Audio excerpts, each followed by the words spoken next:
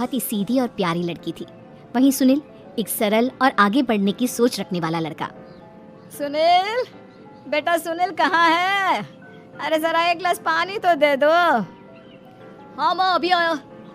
क्या माँ, पानी तेरे सर के पास ही तो रखा है, क्या हो गया है? तबीयत खराब है क्या?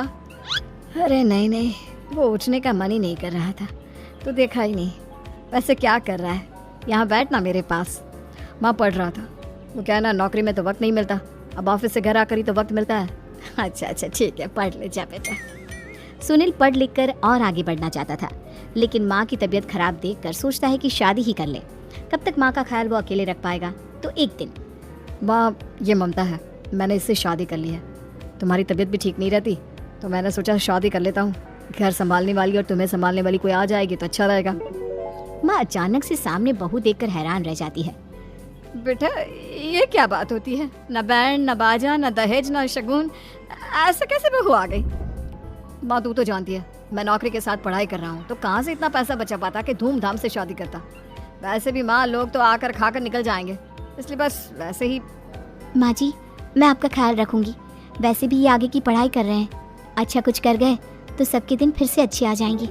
सास को ममता की बात ठीक तो लगती है, लेकिन मन में कहीं ना कहीं लगता है कि कहीं बहू बेटे को लेकर फुर्र ना हो जाए और फिर तो वो रह जाएगी अकेली। बेटा देख, मेरा जो कुछ भी है वो सुनील ही है, और सुनील का भी अब इस दुनिया में मैं ही हूँ और कोई नहीं। क्या सुनील? बिल्कुल माँ, लेकिन आज से ममता भी मेरे जीवन का अहम हिस्सा है, जैसे तू है।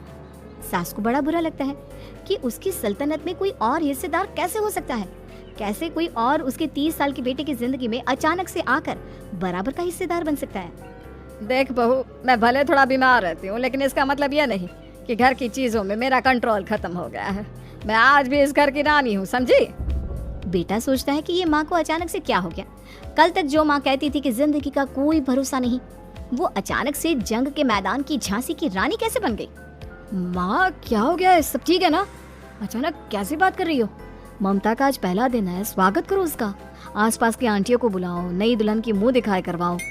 खैर, सास होने का फर्ज निभाती है और बाद में एक सहेली के साथ बाहर निकल जाती है। क्यों नहीं बताया नहीं कि बेटे का ब्याह कर रही हो? वैसे तो सारा दिन हम ही में घुसी रहती हो। अरे मुझे भी तभी पता चला, क्यों अचानक सर पर लेकर आ गया। कहता है बहू है माँ तुम्हारी, अब इसको भी इतना ही मैं प्यार करता हूँ जितना तुझे करता हूँ। लो जी, ये क्या बात होगी? क्यों इतना प्यार करता है? अरे माँ का प्यार तो ज्यादा होता है। अब उसको तो कोई दूसरा पति मिल सकता है, लेकिन तुम ही बताओ, क्या माँ की ममता किसी और की हो सकती है? ना जी ना, बेटे को समझाओ ये बात। अरे क्या समझाऊं, मुझे तो खुद ही समझ में नहीं आ रहा कि क्या हो रहा है।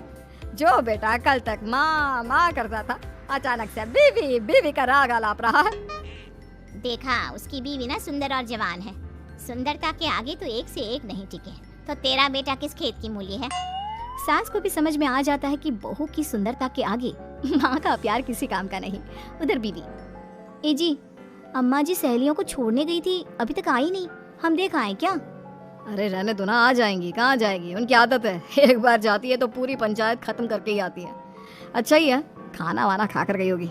छोड़ो ना, घूमेगी तो खाना पचेगा, नहीं तो ऐसे ही खाट पकड़ लेगी। बहू भी शांत हो जाती है। उधर सास सोचती है कि आज थोड़ा देर से ही घर जाती हूँ, जब बेटा परेशान होकर ढूंढेगा तब मजा आएगा। बीवी को खुद ही पता चल जाएगा कि माँ के आगे उसकी दाल नहीं गलेगी।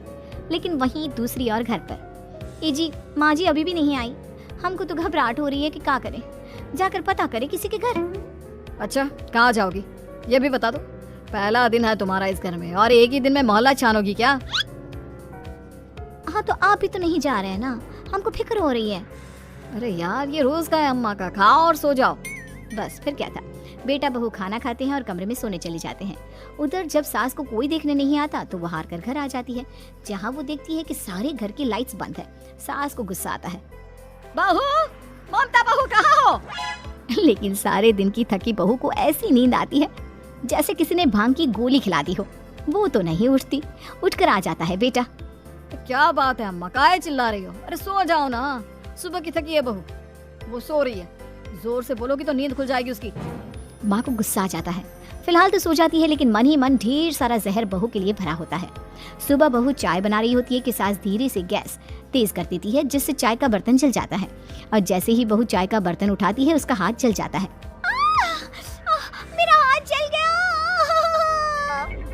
वो जोर जोर से चिल्लाकर इधर उधर भागती है कि सास थोड़ी देर में उसके हाथ में पानी डाल देती है। हाय रे बहू, क्या कर रही हो? पहली बार रसोई छुई हो क्या? सासू माँ गलती से गैस तेज रह गई थी और बर्तन जल गया, जिससे मेरा हाथ जल गया। हाय रे, कितना गंदा दाग। छी छी छी छी, मुझे तो उल्टी आ रही है तेरा गला हुआ मांस देखकर। तू ना मुझे अभी साथ से खाना मत लगाना। बहू भी खुद का हाथ देखती है तो उसे भी रोना आ जाता है। कुछ दिनों के बाद सास की सहेली आती है, बहू चाय बनाकर लाती है। उसके जाने के बाद सहेली कहती है, बहू की सुंदरता ऐसी है कि कोई भी दीवाना हो जाए। वैसे तेरे बेटे का क्या हाल है? अरे वैसा ही है, बहू के पीछे लट्टू। क्या करूं, कुछ समझ में नहीं आ रहा। मैंने तो बहू के चेहरे पर दिवाली के पटाखे की चक्री फेंक दी, उसका पूरा चेहरा जल गया। अब देखो ना रही सुंदरता, और ना ही अब मेरा बेटा उसे पूछता है। अरे अब तो वो उसे छोड़कर दूसरी भी देखने को बोल गया है मुझे। बहू सारी बात सुन रही होती है। आंटी एक बात बताइए, क्या भरोसा है कि दूसरी सही आए और आपके अनुसार रहे? देखिए आंटी, मेरी सासू माँ को गलत बात सिखाने की जरूरत नहीं है। हमारा परिवार साथ में खुशी से रह रहा है। देख बहू, मेरी सहेली की बेइज्जती ना कर, वही अच्छा रहेगा तेरे लिए, समझी? बहू नहीं मानती है। वो बार बार उनकी सहेली को घर से निकल जाने को कहती है। तभी सास की सहेली पास के चूल्हे से लकड़ी लाकर बहू के चेहरे पर लगा देती है। बहू जोर जोर से रोने लगती है।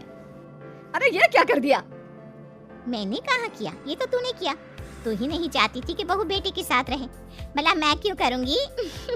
मैं तो चली, निपटो अब। बहू रो रही होती है, दर्द से चिल्ला रही होती है, लेकिन सास उसे डॉक्टर के पास नहीं ले जाती। तभी पति आता है। क्या हो गया ममता? ये दाग कैसे लगा? तुम कैसे जली? ममता कुछ नहीं कहती, बस दर्द से करा रही होती है। पति माँ की तरफ देखता है। हो ना हो माँ, ये पक्का आपका काम है। आप ही ममता से जला करती थी ना। देखना माँ, अब पुलिस आएगी, केस बनेगा, लेकिन पहले मैं ममता को अस्पताल लेकर जा रहा हूँ। सभी अस्पताल जाते हैं, जहाँ डॉक्टर ममता की सास से कहते हैं, आपने तो नहीं जलाया ना बहू को? अब ममता की सास के तो पसीने छूट रहे होते हैं। वो घबरा कर कहती है, ना ना डॉक्टर साहब, कैसी बात करते हैं? हम क्या जलाएंगे अपनी बहू को? डॉक्टर ममता के पति से पूछते हैं। देखिए, क्योंकि ये ससुराल में जली है तो मामला पुलिस का बनता है, तो आप पहले पुलिस को बुलाइए, तभी इलाज पूरा होगा। सास डर जाती है कि अब तो बची जिंदगी जेल में ही रहना होगा। रहने दीजिए ना, पुलिस को क्यों बुलाना? सारी हंसी खत्म हो जाएगी जब पुलिस के डंडे पड़ेंगे। बहू को जलाना भले ही बहुत आसान हो, लेकिन उसके बाद सारी जिंदगी जेल की हवा खाना। सास डर जाती है। पुलिस आती है, पास लेती दर्द से करा रही ममता स्टेटमेंट देती है। तो क्या हुआ था? कैसे जली आप? ममता पास खड़ी सास को देखती है। बेटी बताओ, कैसे जल गई तुम? ओए, काका किरण वाली शाहरुख, चुप, बिल्कुल चुप। सास चुप। सभी इंतजार करते हैं कि ममता क्या बोलेगी। जी मैं खाना बना रही थी, लकड़ी उड़कर मेरे ऊपर गिर गई और मैं जल गई। सास बहू की बात सुनकर रोने लगती है। देखा माँ, कितनी समझदार है ममता। ये चाहती तो, हाँ बेटा, ये चाहती तो मैं आज जेल में होती। मुझे माफ कर दे, मैं आगे से अभी कभी ऐसा नहीं करूंगी। बहू के साथ मिलकर रहूंगी, मुझे माफ कर दे।